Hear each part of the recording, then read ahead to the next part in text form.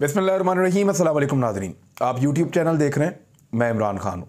पाकिस्तान में एक अपोजिशन और हुकूमत के अंदर लड़ाई चल रही है स्टेट बैंक ऑफ पाकिस्तान को लेकर।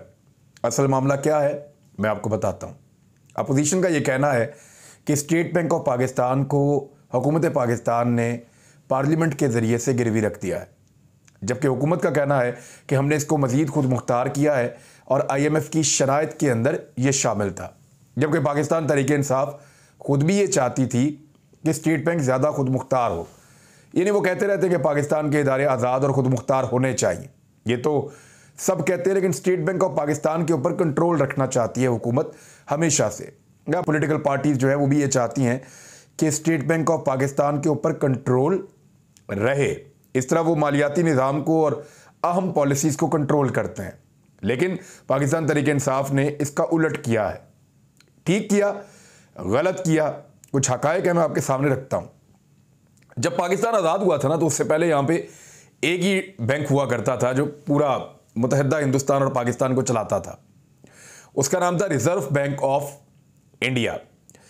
ये बैंक पाकिस्तान बनने के बाद भी मौजूद रहा शुरू में, और उसके बाद कायद-ए-आज़म मोहम्मद अली जिन्ना ने 1 जुलाई 1948 को स्टेट बैंक ऑफ पाकिस्तान का इफ्तिताह करके रिज़र्व बैंक ऑफ इंडिया की इजारादारी ख़त्म कर दी थी। 30 दिसंबर 1948 को बरतानवी हुकूमत ने बरे-सगीर के रिज़र्व बैंक ऑफ इंडिया के असासों का 70% इंडिया को दे दिया था और 30% पाकिस्तान को दे दिया था, जो स्टेट बैंक ऑफ पाकिस्तान के पास आया। उस वक्त रिज़र्व बैंक ऑफ इंडिया की तरह स्टेट बैंक ऑफ पाकिस्तान भी एक प्राइवेट या निजी बैंक हुआ करता था। State bank of Pakistan order 1948 के तहत बैंक के फ़राइज़ का जो अहम नुक्ता था वो क्या था, ज़रा ये आप समझ लें। एक तो ये करेंसी नोट का इजरा करेंगे। नए नोट जो छपते हैं, पाकिस्तानी नोट जो बन रहे थे शुरू के, उनका इजरा करेंगे। ज़खायर को, जो आपके करेंसी के ज़खायर हैं, उनको मुल्की मालियाती इस्तेहकाम के लिए महफूज रखेंगे, और करेंसी और कर्ज़ा का जो निज़ाम है उसको मुल्की मफाद में तरक्की देंगे। तब क्योंकि बैंकिंग दुनिया में इतनी आगे नहीं निकली थी, तो सिंपल काम थे जो पाकिस्तान ने स्टेट बैंक ऑफ पाकिस्तान को दिए थे। पाकिस्तान में सबसे पहले state bank of Pakistan act 1956 में स्टेट बैंक के किरदार की वजाहत की गई। 1956 में इसका एक्ट पहली दफ़ा बना था, और उसके बाद इसको क्या क्या इसमें तब्दीलियाँ हुई और क्या कुछ किया गया वो मैं आपको बता देता हूँ। वैसे स्टेट बैंक ऑफ पाकिस्तान का जो इख्तियारात हैं उनको वसअत दे दी गई थी 1956 में कि आइंदा से बैंक मालियाती और क्रेडिट सिस्टम को मुल्क में सही तौर पर रेगुलेट स्टेट बैंक करेगा, ताकि मुल्क के बेहतरीन मफाद के हक़ में इसकी बढ़ोतरी हो। मुल्क में मालियाती इस्तेहकाम, ये भी काम स्टेट बैंक का है, और मुल्क के पैदावारी वसाइल को पूरी तरह ज़ेर इस्तेमाल लाया जाए, ये भी काम स्टेट बैंक के साथ था। 1 जनवरी 1974 को उस वक्त के वज़ीर-ए-आज़म ज़ुल्फ़िकार अली भुट्टो ने इसे कौमी मलकियत में ले लिया। आपको याद होगा ज़ुल्फ़िकार अली भुट्टो ने नेशनलाइज कर दिया था चीज़ों को बहुत ज़्यादा, तो वो जो कौमी मलकियत में ले लिया तो स्टेट बैंक भी चला गया। उनके इस कदम से पाकिस्तानी मईशत को हुकूमत की सरपरस्ती हासिल हो गई थी। ये ज़ुल्फ़िकार अली भुट्टो साहब ने किया था। फरवरी 1994 को बेनज़ीर भुट्टो साहिबा की पाकिस्तान में हुकूमत थी। ये ऐसा नहीं है कि पहली मरतबा इस बैंक के कवानीन को या इस बैंक के स्टेटस को तब्दील किया गया है। भुट्टो साहब ने भी किया था। बेनज़ीर भुट्टो साहिबा ने स्टेट बैंक ऑफ पाकिस्तान को फाइनेंशियल सेक्रेटरी फॉर्म के नाम पर खुद मुख्तारी दे दी। यह खुद मुख्तारी बेनज़ीर भुट्टो साहिबा के दौर में इसका दोबारा आगाज़ हुआ 1994 में, और मालियाती सेक्टर इस्लाहात के तहत यह खुद मुख्तारी इसको दे दी गई। जनवरी 1997 में इसको खुद मुख्तारी को मज़ीद मजबूत कर दिया गया इसी बैंक की, और 1997 में मलिक मिराज खालिद साहब की निगरान हुकूमत की, बाद में पाकिस्तान मुस्लिम लीग नून की हुकूमत आई, लेकिन उन्होंने इसको तब्दील नहीं किया, बल्कि स्टेट बैंक को खुद मुख्तार रहने दिया। जो ज़्यादा खुद मुख्तारी उसकी मजबूत की गई थी। 21 जनवरी 1997 को ये हुआ था, और इसको मज़ीद आज़ादी दे दी गई और मुकम्मल खुद मुख्तार बना दिया गया। ये उस दौर की बात है। मियाँ नवाज शरीफ साहब ने इसमें कोई तब्दीली नहीं की, और अब ये हुकूमत पाकिस्तान के मातहत नहीं रहा था, बल्कि एक आज़ाद और खुद मुख्तार इदारा बन गया था। 2005 में उस वक्त की हुकूमत ने मुल्क में काम करने वाले मनी एक्सचेंजर्स को कानूनी दर्जा देकर स्टेट बैंक ऑफ पाकिस्तान के मातहत कर दिया, जिससे स्टेट बैंक को मजीद इस्तेहकाम मिला था। अच्छा, स्टेट बैंक ऑफ पाकिस्तान का जो गवर्नर होता है ना, वो हर साल वजीर खजाना के साथ IMF और वर्ल्ड बैंक की जो सालाना मीटिंग है उसमें भी जाता है। और वो इसलिए जाते हैं ताकि एक हमांगी रहे उनके साथ काम करने में। हमने उनसे बहुत पैसा और कर्ज लिया हुआ है। यहां एक खबर है, वो मैं आपके साथ जरूर शेयर करूंगा। और खबर के अंदर मुराद अली शाह साहब एक क्लेम कर रहे हैं। ये क्लेम आप सुन लें। वो ये कह रहे हैं, और ये आज की खबर है, उन्होंने कहा फाइनेंस बिल के हवाले से कि हुकूमत IMF की डिक्टेशन पर चल रही है। इनको अपनी नाअहली की वजह से IMF के पास जाना पड़ा है। IMF के पास पीपल्स पार्टी भी गई है बार बार, PMLN भी गई है बार बार, तो इमरान खान साहब को भी जाना पड़ा है। तो जब पीपल्स पार्टी जाती थी तो नाअहली की वजह से नहीं जाते थे, अहलियत की वजह से जाते थे। जब PMLN जाती थी तो फिर भी वो भी अहलियत की वजह से जाते थे। और जब PTI जाती है तो वो नाअहली की वजह से जाती है। ये बता रहे हैं वजीर खजाना। ये पहले वजीर खजाना थे सिंध के, अब तो वजीर आला है। अच्छा, उन्होंने ये कहा कि वजीर खजाना का किला महफूज नहीं है। जब जरदारी साहब सदर थे तो हम IMF की आंखों में आंखें डालकर बात करते थे। अब ये क्लेम है जनाब वजीर आला सिंध मुराद अली शाह साहब का कि जब जरदारी साहब सदर पाकिस्तान थे तो उस वक्त हम IMF की आंखों में आंखें डालकर बात करते थे।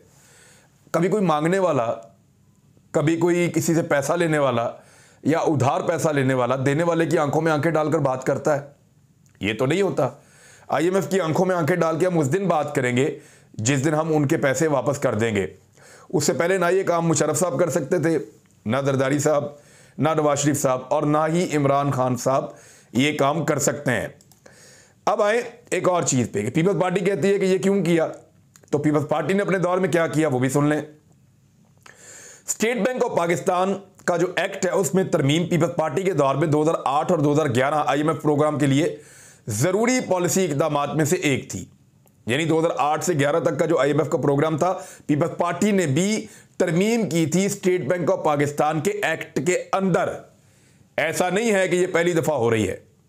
उन तरमीम का मकसद स्टेट बैंक ऑफ पाकिस्तान की ऑपरेशनल आज़ादी को बढ़ाना था, जिसमें समाही बुनियादों पर हुकूमती कर्जों को सिफर तक रोकना भी शामिल है। ये तरमीम 2010 में पार्लियामेंट में पेश की गई और इसके बाद 2012 में नाफिज कर दी गई। ये पीपल्स पार्टी का दौर था, याद रखिएगा। अब आ जाए नून लीग पे। इसी तरह स्टेट बैंक ऑफ पाकिस्तान में तरमीम करना मुस्लिम लीग नून के दौर में 2013 से 2016 IMF प्रोग्राम के लिए दरकार पॉलिसी के इकदामात में से एक था। यानी नून लीग भी यही कमिटमेंट देके आई थी और उनको भी करना पड़ा। स्टेट बैंक को बाइख्तियार बनाने के लिए दीगर तरामीम के अलावा शरह सूद की पॉलिसी का आज़ादाना तौर पर फैसला करने का मुकम्मल इख्तियार के साथ मॉनेटरी पॉलिसी कमेटी कायम करने के लिए एक अहम शिक शामिल की गई। यानी ये stage by stage, step by step state bank of Pakistan independent होता चला जा रहा है। और इसका आगाज होता है 94 में बेनज़ीर भुट्टो साहबा के दौर में, उसके बाद 97 में नवाज शरीफ साहब का दौर आ गया उसमें भी, और फिर मुशर्रफ साहब के दौर में भी एक स्टेप हुआ, फिर जरदारी साहब के दौर के अंदर पार्लियामेंट के अंदर आया, फिर दोबारा हुआ, फिर नवाज शरीफ साहब के दौर में दोबारा पार्लियामेंट के जरिए से इन्होंने किया, और ये तरमीम 2015 में पार्लियामेंट ने मंजूर की थी। तो ये तरमीम पहले भी हो चुकी हैं। अब इस मरतबा जो स्टेट बैंक की खुद मुख्तारी का मामला है उसमें पाकिस्तान की माशी तरक्की पर कैसे असर पड़ेगा, इस पर BBC ने एक रिपोर्ट लिखी है, बहुत सारी और रिपोर्टें भी हैं। मेन चीज़ ये है कि हुकूमत स्टेट बैंक ऑफ पाकिस्तान को ज़्यादा खुद मुख्तारी देने जा रही है। रिपोर्ट के मुताबिक 1990 की दहाई के अंदर 20 स्टेट बैंक को खुद मुख्तारी दी गई थी, लेकिन आज जो खुद मुख्तारी मिल रही है ये उससे कुछ स्टेप और ऊपर जा रहे हैं। यानी हर मरतबा जब स्टेट बैंक ऑफ पाकिस्तान को मजीद खुद मुख्तार किया जाता है तो ये एक स्टेप और ऊपर चले जाते हैं। और हर दौर में अपोजिशन यही कहती है कि बेच दिया, स्टेट बैंक बेच दिया, हर दौर में यही कहती है और इस दौर में भी अपोजिशन यही कह रही है। स्टेट बैंक ऑफ पाकिस्तान का किरदार क्या होगा ये अहम है। इनका जो मेन किरदार है, पहला किरदार जो स्टेट बैंक का मुतय्यन किया गया है इस खुद मुख्तारी के बाद, वो ये है कि मुल्क में दाखिली तौर पर यानी अंदरूनी तौर पर कीमतों में इस्तेहकाम लेकर आना। अब स्टेट बैंक ऑफ पाकिस्तान इसके अंदर इन्वॉल्व रहेगा, यानी महंगाई को कंट्रोल करना। दूसरा मालियाती इस्तेहकाम होगा, यानी एक्सचेंज रेट का इस्तेहकाम, मालियाती इस्तेहकाम जो नॉर्मली हमारी हुकूमतें नहीं कर पाती। स्टेट बैंक ऑफ पाकिस्तान और हुकूमत के बीच में बाज़ औक़ात कुछ चीज़ों में इख्तलाफात भी रहते हैं, स्टेट बैंक को लोग कंट्रोल करते हैं तो चीज़ें कंट्रोल हो जाती हैं, लेकिन यहाँ स्टेट बैंक ऑफ पाकिस्तान जो है वो खुद इन चीज़ों को देखेगा। तीसरे नंबर पर हुकूमत की माशी तरक्की की कोशिशों में मदद करना, यानी हुकूमत जो पॉलिसीज़ लेकर आ रही है जो तरक्की लेकर आना चाहती है, मुल्क के अंदर जो मईशत को तरक्की देना चाहती है, उसमें स्टेट बैंक ऑफ पाकिस्तान का काम होगा कि वो इसमें सपोर्ट करे। अब क्या आज़ाद और खुद मुख्तार स्टेट बैंक पाकिस्तान के लिए एक मुसीबत बन जाएगा? ये बड़ा सवाल है। इस सवाल का जवाब जो है वो पूछा गया वजीर ख़जाना से। उन्होंने जो जवाब दिया है उसमें कुछ चीज़ें हमें पता चलती हैं। नंबर एक, उन्होंने कहा कि स्टेट बैंक की खुद मुख्तारी के बाद अगर गवर्नर स्टेट बैंक ने हुकूमत की बात ना मानी और मईशत और ग्रोथ में सपोर्ट ना की, जो कि बिल के मकासद में शामिल है, तो उनको फारग कर दिया जाएगा। यानी स्टेट बैंक ऑफ पाकिस्तान का गवर्नर अगर गवर्नमेंट ऑफ पाकिस्तान को मदद नहीं करता इन चीज़ों में जो बताई गई, महंगाई को कंट्रोल करना, मालियाती इस्तेहकाम और बैलेंस लेकर आना और तरक्याती मंसूबों में या माशी तरक्की में हुकूमत को सपोर्ट करना, अगर वो ये नहीं करते तो गवर्नर को फारिग किया जा सकता है। दूसरा गवर्नर आएगा, वो ये काम करेगा। और एक और चीज़ और है, स्टेट बैंक ऑफ पाकिस्तान के गवर्नर को शायद फारिग करने की ज़रूरत भी ना पड़े, क्योंकि जो इसका बोर्ड है उसमें डायरेक्टर्स की तादाद 8 है और वो जो डायरेक्टर्स है उनकी तैनाती का फैसला जो है वो हुकूमत करेगी। यानी हुकूमत के 8 लोग उस बोर्ड के अंदर शामिल होंगे, तो मुमकिन नहीं है कि वो बोर्ड ऐसा फैसला करे जो हुकूमत के खिलाफ हो। तो ये एक तरह से स्टेट बैंक ऑफ पाकिस्तान को फैसलों में आज़ादी और खुद मुख्तारी भी मिल रही है, IMF की शराइत भी पूरी हो रही हैं जो आपको करनी पड़ती हैं, और दूसरी तरफ हुकूमत अपने मकासद हासिल करने के लिए स्टेट बैंक ऑफ पाकिस्तान के साथ काम भी कर सकती है और उनको अपने नुक्ता नज़र के ऊपर भी ला सकती है। तो ये काम खाली इमरान खान साहब ने नहीं किया, यही काम नवाज शरीफ साहब ने भी किया, यही काम जरदारी साहब ने भी किया, इससे पहले बेनजीर भुट्टो साहब ने भी किया, परवेज मुशर्रफ साहब के टाइम पे भी थोड़ा बहुत हुआ, मलक मिराज खालिद साहब ने भी किया। तो हर एक ने अपने अपने दौर में, जुल्फ़िकार अली भुट्टो साहब ने इसको कामयाब लिया था, हर एक ने अपने अपने दौर में स्टेट बैंक ऑफ पाकिस्तान को खुद मुख्तारी दी है और IMF की शराइत के ऊपर अमल दरामद किया है। तो इसके ऊपर हो रही है इस वक्त सिर्फ और सिर्फ सियासत, गवर्नेंस का ताल्लुक इसके साथ नहीं है। हुकूमत अच्छी गवर्नेंस करेगी, पाकिस्तान आगे जाएगा, नहीं करेगी तो पाकिस्तान पीछे जाएगा। अब एक और चीज़ है, मैं आपको वो पढ़ के सुनाता हूं और बड़ी इंटरेस्टिंग है।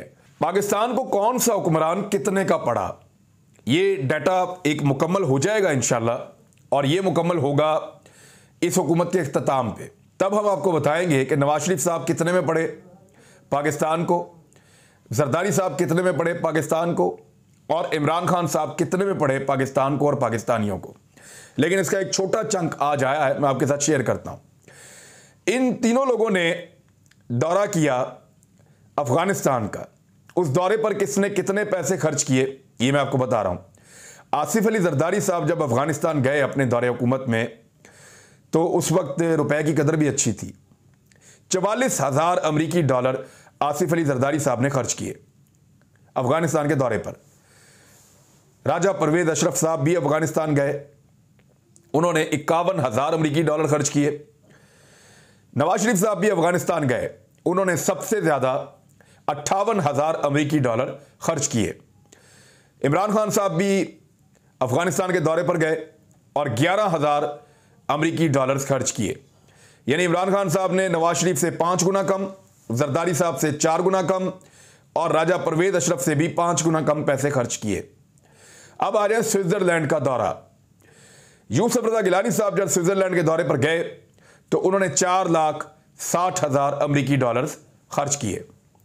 शाहिद खाकान अब्बासी साहब भी गए वजीर आजम के तौर पर, उन्होंने 5,61,000 अमरीकी डॉलर्स खर्च किए। जबकि नवाज शरीफ साहब भी गए स्विट्जरलैंड के दौरे पर, उन्होंने सबसे ज़्यादा 7,62,000 अमरीकी डॉलर्स खर्च किए। अब आ जाए वजीर आजम इमरान खान साहब पे, वो भी गए स्विट्जरलैंड के दौरे पर और उन्होंने खर्च किए सिर्फ 68,000 अमरीकी डॉलर्स।